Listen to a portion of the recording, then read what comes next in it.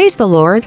Today's verses. But now, O Lord, you are our Father, we are the clay, and you are potter. Isaiah 64 verse 8. Let's meditate on the verse. When Israelites were in trouble, they now admit before their God, saying they are liketh potter's clay.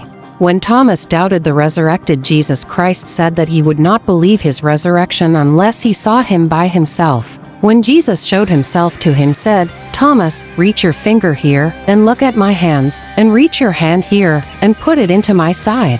Do not be unbelieving, but believing. John 20, verse 27. Let our heavenly potter mold us to make us vessels of honor for our Master's use.